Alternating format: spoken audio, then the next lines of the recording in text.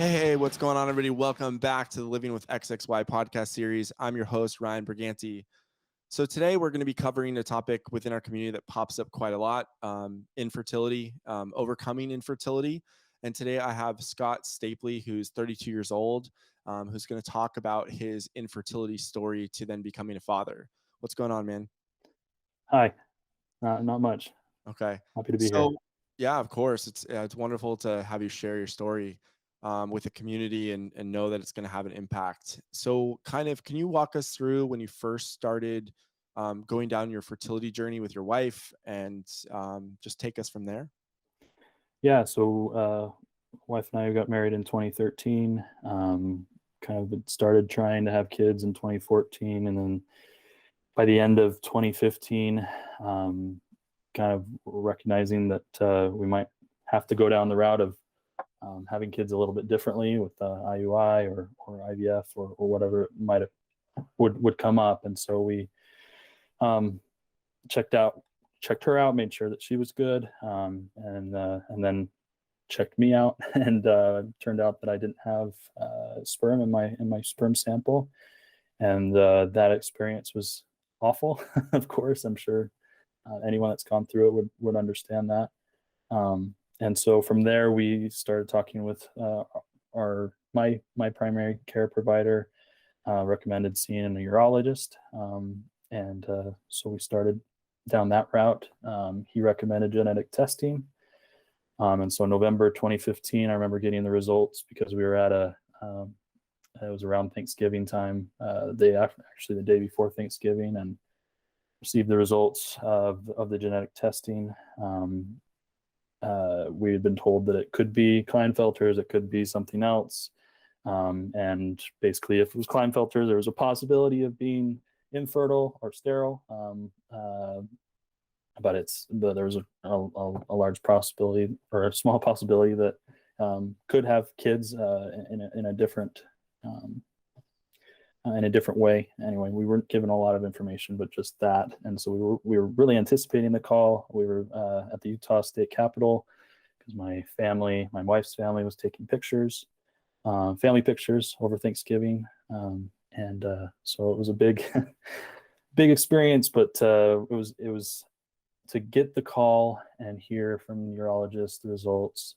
Klinefelter's didn't really mean a whole lot to me at the time, other than just hearing it from him. So I took that information and, of course, did what anyone would do when they get a diagnosis, whether it be of anxiety or cancer, is Google. And so I got a lot of the information, from Google, WebMD, whatever. Also talked with, obviously, my urologist about what it was. My wife, of course, was very much more into the research, but she was very set on the idea that there was hope. We could conceive through IVF, and so we kind of just at that point, she did a lot of the research and figuring things out. I was in the depths of a master's program, internship, doing all sorts of things at the time. So a lot of it was on her.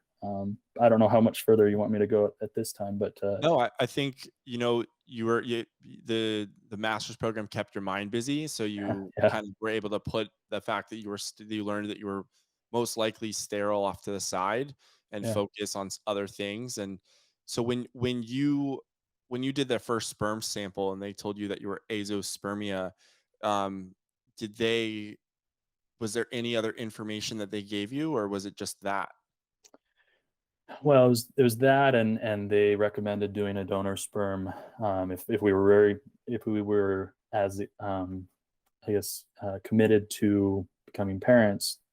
They talked about the adoption. They also talked about sperm donor as an option, and we were pretty. I don't know. Deep down, we just knew that there was something that could be done.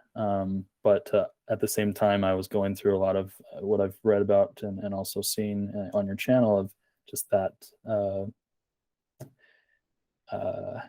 disappointment, extreme sadness, and wishing that I had known before I was 25. So certainly that was a huge blow, but we always had that hope of, we're going to find some way to make this work. This is our So dream. what was the time period from when you got that or when you first started trying for kids till you got that azospermia information back? Yeah, so I'd say we started 2014, so it'd been about a year and a half. So a Okay. little earlier than maybe other couples, but yeah, we tried, and nothing had come of it. And then how long did it take you from that sperm sample to then a karyotype to get the diagnosis of Klinefelter syndrome? It would have been, it was May of 20, so about 6 months. Yeah, because again, like I said, my wife was was very focused on this experience, and so she found that urologist and got the ball rolling there. So when you I mean, your wife, that's an amazing thing to advocate for you to really Yeah. like put all the effort into figuring this out. When you found out Klinefelter syndrome and you Googled it, did a period of like anger, grief, like did you any feel less than a man because of these? Like, what were some of those emotions that triggered? Yeah, it was a lot of all of that. Uh, Less of a man was probably the main part there. Frustration and feeling like yeah, I guess that main male or masculine part of me um, wasn't a part of me, I guess. In high school, even childhood, there were times that I definitely remember, and this is obviously before I'd gotten any diagnosis, but definitely felt something was different. And then obviously now I can understand a little bit more about that, but kind of I was interested in very androgynous types of activities. I mean, I was in football, but I also enjoyed art and was very creative. Not to say that art is feminine in any way, but definitely just experienced more of that than my male peers, and certainly remember puberty being very delayed, and wondering when it was going to happen for me. But I digress there. But certainly that less of a man feeling was very strong. Did you feel as if like, it's crazy because you just said it, I felt different when I was younger, and I let all the newly diagnosed mothers know that like when you go to tell us the diagnosis, like tell us as early as possible, because we know we're different before you tell us like 10 or 11 or 12 that Yeah. you have this like you have XXY. And so knowing that you have something but not using it to be a victim or not using it as a crutch, and that aspect will help you accept who you are, because this is a part of our DNA. And Yeah. it's not going to go anywhere, it's not changing. So did like the grieve, how, I guess, how long was it from your diagnosis going through your grieving process to um your wife finding like that there's a surgery micro test available? Like, what was that time period? Did you need a lot of time to grieve? Um, I like I said, my wife kind of pushed me through it, and in some ways, I do wish that I had more time to. I feel like I've just over even being a father now, had time where I've had to just kind of think about it, like uh, about the diagnosis itself. I mean, I wouldn't say I'm at all an expert on anything Klinefelters or XXY, even though I've lived with it for 32 years. But um, I it was probably like a 4 or 5 month period where we were researching and figuring things out. We were blessed to live in Utah, where there was a urologist that would do that microtesty surgery, and so yeah, the time period was pretty pretty quick in comparison to others, at least others that I've read or heard about. I guess what helped you, I guess, accept, like what helped you with acceptance and be able to move forward and in that short period of time? Well, and honestly, it was like I said, it was what helped me get through it was the hope that there was a chance. The research or the information told us that there was a chance that we could have kids, have biological kids. And yeah, if it weren't for the drive of my wife, I don't know if I think it might have had a longer period of time to grieve. So she was just adamant. You guys were trying for a Yeah, year and yeah. a half, and We she's like, knew. "We're doing this. We're getting it done." Yeah, there Yeah, are definitely. I've talked to quite a few guys that have had that where they kind of wish they had more time, but they didn't want to disappoint their wife. And they already yeah, felt like they weren't man enough, so they kind of wanted to give their wife whatever she wanted, mm, and yeah, they kind of put themselves on the back burner, and they weren't able to speak up and say, "Hey, I need more time. Like this is like there's a lot to process here."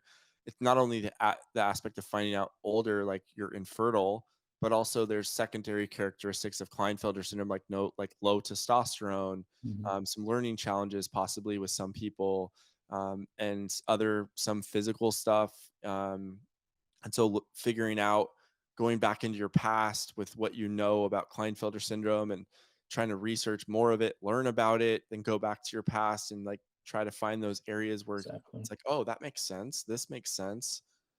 And Yeah, then not having that time and then getting pushed into fertility can be like pretty overwhelming. yeah, yeah. I agree with you there. I haven't experienced the fertility aspect because I got diagnosed in utero, but that's, Sure. that seems to be a pretty common thing with the guys in our community of that fertility aspect. Yeah. So what was, I guess, what was the micro tests? Did your wife do all the information and just tell you that this is what you're doing, or did you look into it a little bit to get? Yeah, we certainly looked into it mainly because we'd heard it was an expensive surgery. But yeah, like I said, we felt very blessed that there's someone at the hospital there that would do it for us. And when I say at the hospital, we were living in Salt Lake. We were just only like a 10-minute drive up the mountain from that hospital. So we felt like it was just something that we had to push forward and do. My parents, at the time, that's also another, I guess, aspect of male infertility, finding out Klinefelters during male infertility, or upon male infertility diagnosis, is just that, you know, parents, I mean, they didn't know, they didn't know or have any idea other than, I was reserved. I was more, like I said, more androgynous growing up. They didn't really have any idea. So, they felt in some ways responsible in some way, shape, or form. I talked a lot about it with them, but they offered to pay for the surgery, and which was a huge blessing in and of itself. And that also pushed us to be able to do it a little bit quicker than, having to save up and do a GoFundMe or something like that to be able to do the microtesty surgery. So they felt like, did they feel like it was partially their fault, even though it's a genetic anomaly and it's they don't know they don't know where it comes from or why? Yeah, a piece of that, sure. I think it was also, I'm the oldest of nine in my family, and they were very also focused on us getting them grandkids, right? So that was a I think a driving force in it too. So walk me through, you know, kind of it seems like, did you guys have a secondary option when going through the IVF, the donors or Mhm. the micro test? Like you guys had potential donor sperm picked out in case? Yeah, that was something they recommended. But so we did this surgery in, is it March of 2016? Yeah, March of 2016, and uh, that was an experience. I'll just say that. It took them, I think normally it takes an hour or so to find sperm, taking samples, looking over under a microscope, and then um, you know and then checking again and things. But they found it very quickly within my testicles, and so it was I guess a unique experience. I remember going to sleep and then waking up and crying a lot because not just because of the pain, but also because of my wife informing me that they found sperm, and that.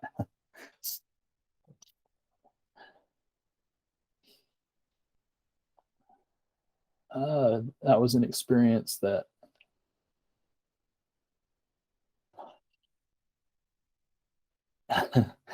as you can imagine was when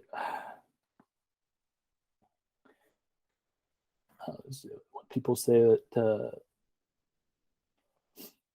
their dreams have come true. That was that experience for me. Dreams have come true, and we hadn't even tried IVF yet, but just finding sperm, as simple as it might sound to some people, that was huge. How much did they find? 6 vials, which was also huge. Yeah. Wow. Yeah. And this is after they had told me that because my testosterone levels were so low, like I think at one point it was like 87 was one of the readings. I think I'd gotten up into like 200 area, but between, like I said, 50 and 200, I don't know what the unit of measurement is, but that's, I mean, I was told that it might be, very difficult for them to find anything, but to say that the surgery went very shorter than normal and that they found 6 vials was amazing. What was your recovery time as far as, all the guys have talked about it. I've heard a lot of people talk about it, whether they've had success or not have had success, about the pain, the just uncomfortable feeling, but then being able to do nothing and be taken care of, because walking and that kind of thing is difficult for a few days. Yeah. I was back to work the next day. Oh man. I was working I was working with kids with autism, and do a lot of standing and sitting, and still was at it. I mean, I do remember the pain. I remember sitting it out because that first day, but everything healed up just fine, and I think there was pain for about a week. Again, decreasing pain throughout each day, but yeah, it was. So 6 vials, that's quite a lot. Yeah. I've had guys say they've found 5 sperm with no tails, and they've made it work. Yeah. So that's an incredible aspect of it. Was there any talk about with your doctors of, you had super low T? I mean, 80, 200 to 1,000, 200 to 800 is like normal range, Right. and you're 80.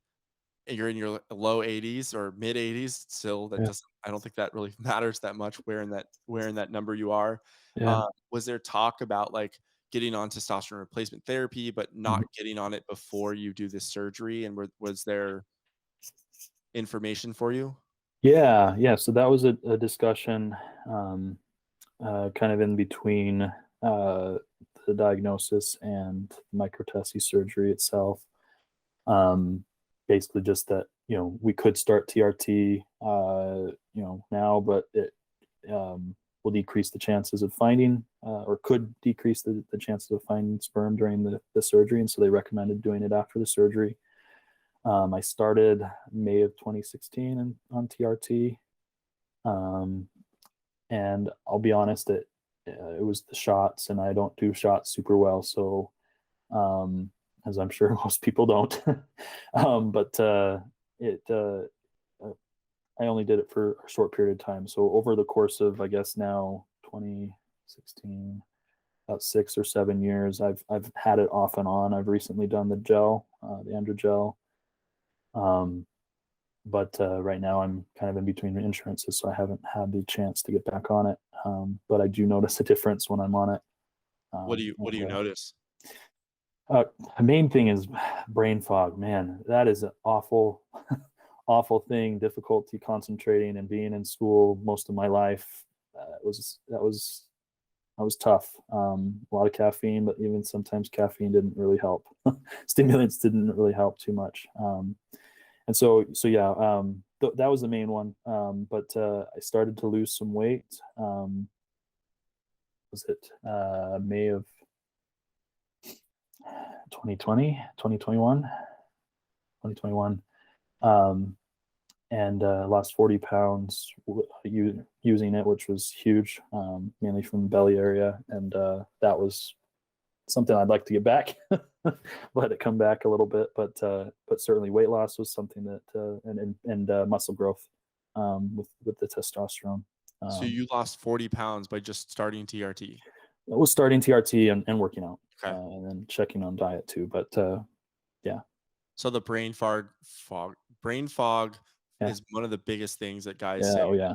That like your head's in the clouds, and then all of a sudden you start, and as your body gets used to it, the sun starts to shine, and then all of a sudden you can see all over the place. You can see what's around you. You have Yeah. energy. Oh gosh. Yeah. Did it help libido at all? Yeah. So energy and libido. Also, libido's been pretty stable over even over Even the with course of my 80? life. Yeah, even with it. But yeah, energy. I appreciate you bringing that up. Energy was huge too. I remember getting to the end of my work day, and just 4 o'clock in the afternoon, just can't make it. Couldn't make it. And then when I started TRT, I didn't have that issue anymore. Were you afraid of starting TRT that it could potentially change your personality, or change some the things about you that you liked, being sensitive or being a little bit more emotional, connected in those manners? Did you feel like it was gonna, like, there's a lot of stigma about TRT out there. Bodybuilders are using it, like Sure. all that masculinity aspect. Yeah, that was definitely a concern of mine. I know my wife was very much like, it's not going to change you very much because you're already very, reserved, meek, uh, you know, that type of thing. So she couldn't see me being aggressive, I suppose, is maybe the best way of putting it. And that was the fear that I had: aggression, or the, more angry, more on edge. But certainly, I struggle with anxiety myself, and different, depression at times. So there very well could be just from that versus the testosterone. But during that period of time, I didn't experience any of that, the aggression, or what I was thinking I might get experience. Just the academic side, you probably like noticed a massive difference in learning, and your studying aspect and attention and all of those things, where it's like the before and after is very noticeable. And that's what a lot of men say, especially the older guys like you that get diagnosed trying to have kids. They've never had it their whole lives, and then all of a Yeah. sudden they start it, and 3 months in they're like, oh my god, I feel like I'm an 18-year-old kid again, like every morning, and I have this energy and this zest for life in lots of different ways, and I don't need to take naps in the middle of the daytime. And so a lot of the guys have noticed like massive improvement. So hopefully once you get your insurance figured out, you can Yeah. get back on some type of either the generic, because it's cheaper than the androgel. Yeah. So insurance won't flag it. So kind of I want to lead into the like successful microtest surgery, Sure. and since your parents knew about it, did your wife's parents know as well? And was it something that you shared that success with your family? Yeah, yeah. So that was something, because I had a lot of younger kids still at that time in my family, or a lot of, I'm sorry, younger siblings at that time. It was mainly shared with my two older siblings and my parents, and then on my wife's side, I believe most siblings knew, plus my wife's parents. So we kept it at least to them, and um, but then when we started the IVF process, a lot more people started to know and started to find out a little bit more of why we had to do IVF, but not too much, not so much about like where they're asking questions about XXY or recline filters. did it feel, even just telling your parents or telling the family, your older siblings or your wife's parents, did it feel like you were taking a weight off of your shoulders by by expressing what you guys were going through? You know, I didn't really experience that. Okay. And I don't know if it's because it was like I still um,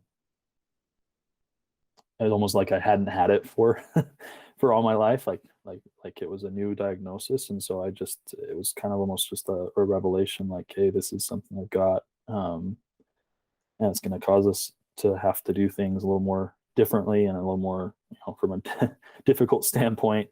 And but they were all on board, very supportive, and yeah, like I said, wanted to get those grandbabies here. So what was the time frame from successful microtesty surgery to successful IVF? Yeah, so again, kind of quick. Everyone's a little bit different, but March of 2016 was microtesty surgery, and then we started.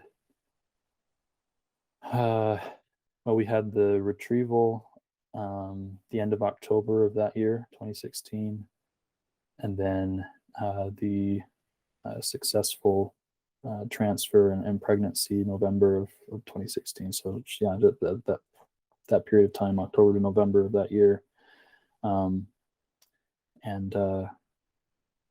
we were my wife was pregnant with twins. We put in 2 embryos, and both took, and both the fraternal twins, and they were born in June of 2014 or 2017. What was it like learning that your wife was pregnant for the first time? You know, well, what you were talking about just a bit ago of that burden lifted, that feeling finally kind of hit me, more so than when the successful microtesty surgery. But just that burden of, like, I can be a father. I can be a father, and I am a father now. Now that we have twins in the oven, right? um, Did it yeah. not really kick in that you were going to be a father until like after the kids were born? I remember celebrating Father's Day the like 3 or 4 days before they were born, and thinking, like, at that point, knowing that I'm a father, but I remember it being a sweet experience of just like, this is it. So yeah, it kind of took a while to process, for sure. But certainly, just sunk in as soon as as soon as those sweet boys were born. So So you yeah, have two boys? yeah, 2 boys. Okay. And Yeah. the experience of being there for the birth, and it's your first kids, and you went through this entire process of learning that you couldn't have kids biologically and naturally, and so you had to go a different route, and you were successful, which is like such a rare thing in our community as far as having a success within the microtest surgery. So that's like incredible. What is fatherhood like? Like what is, and how old are your kids now? So my kids are 5.5 now, and fatherhood is a huge blessing. It's everything that I dreamed it to be, and then and more. I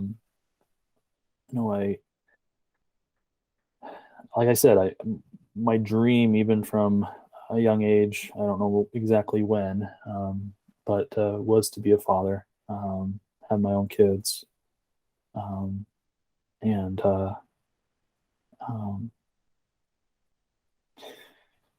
um, I guess the experience of, you don't necessarily know how important it is to be a father, to have a father.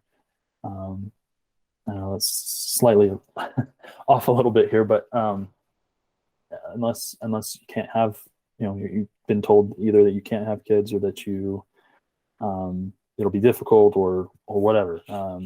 And so going through this experience certainly has made it so that I feel, I guess, I'm more grateful, more blessed, more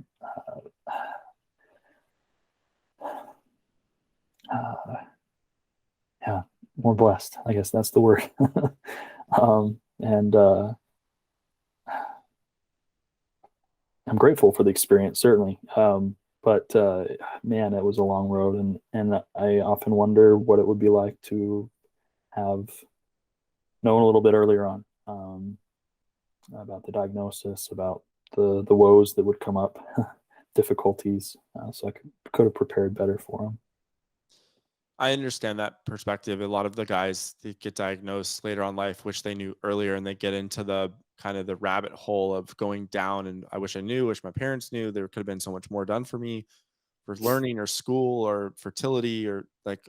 But then if you look at it, like you might have not met your wife, you might have not, all of like the beautiful kids that you have now might not even exist if you did find out.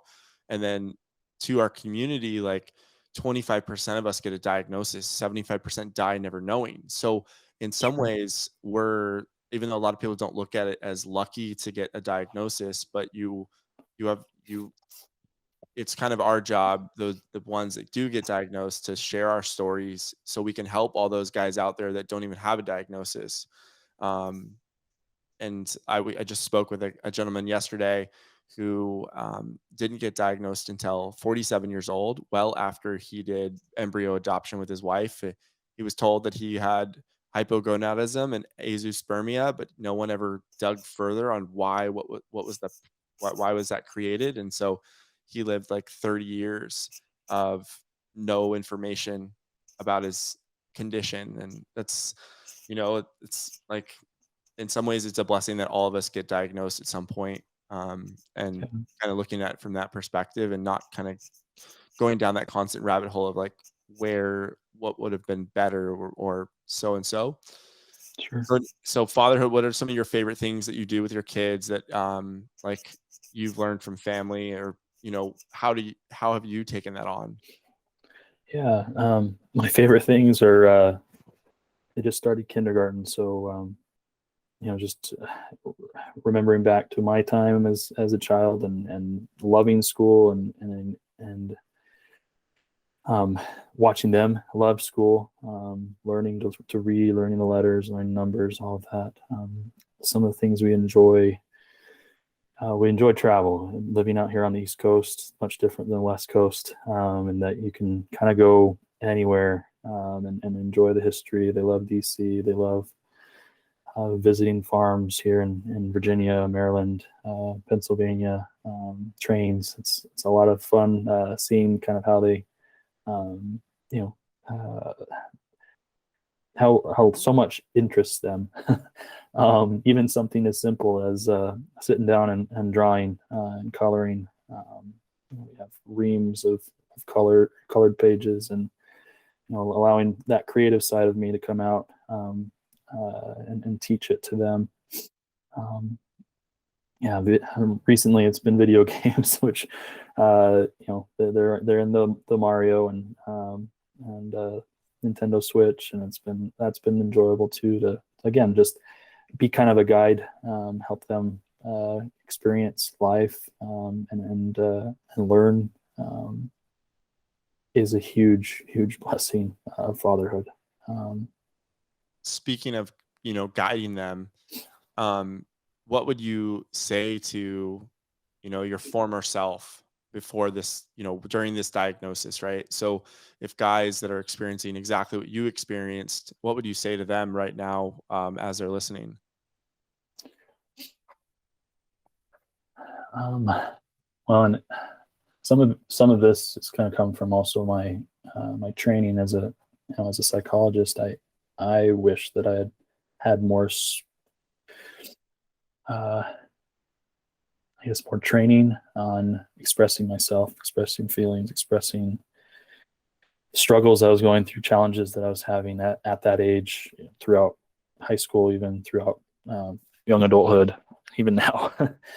Just opportunities as well as just training of like, it's important to get what you're feeling out there,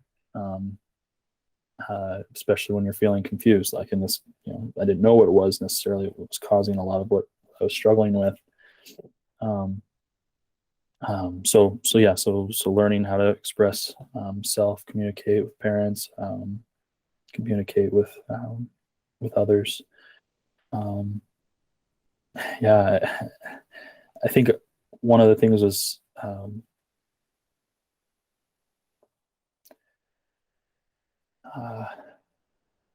confidence for sure.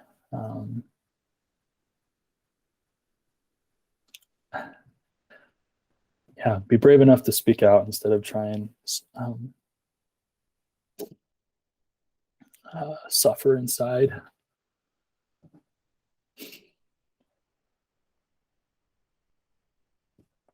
And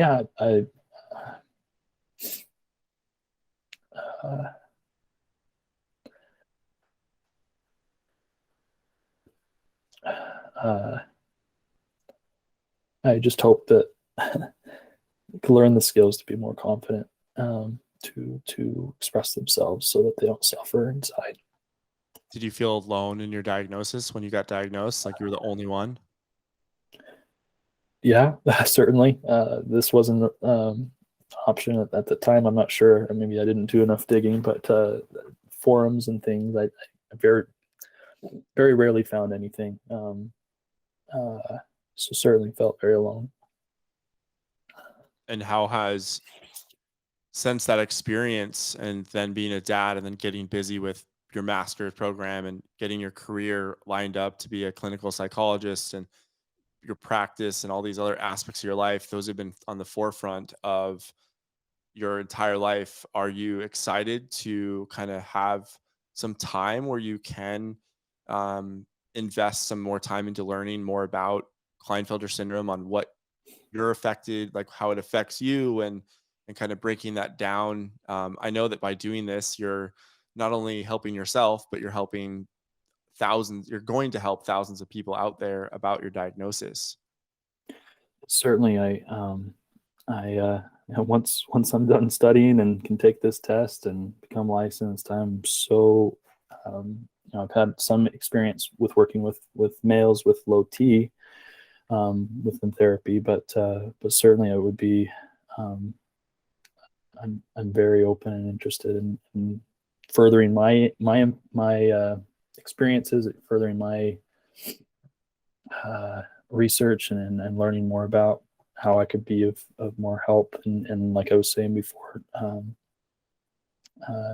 helping anyone, but especially those with Klinefelters, parents alike, to help their kids or help the kids themselves to, like I said, be more confident, feel like they aren't alone, and learn those ways to express themselves and build those connections that they need to move on, and especially with such a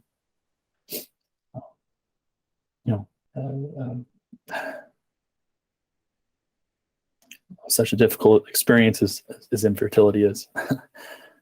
So yeah. So what, I guess one last question, and Sure. like why did you push yourself, or did your wife push you to do this today? Why did you want to put yourself out there when you haven't been publicly open with all of your friends, or, in your own community, but you wanted to do this? Part of it was knowing I need to get involved and be confident in XXY. I mean, knowing that's who I am, and that's part of who I am. But also, again, my wife's main point in being so connected on social media about these issues is to bring hope to those that need it, those that like I didn't feel like I had much of that, I guess, connection. And again, like I said, if I didn't have my wife pushing me along and that, I likely I would be in a much different place now. So I was pushed to by my wife, but certainly very much interested in being more of an advocate than a backseater. Well, it's much appreciated, and I know that the people out there listening will definitely appreciate it. And Are you open for people to get in touch with you or contact you if they have any questions? Yeah, certainly. Okay, definitely. Well, hey, it's been awesome having you on the show today, and we'll talk to you soon. Thanks, Ryan.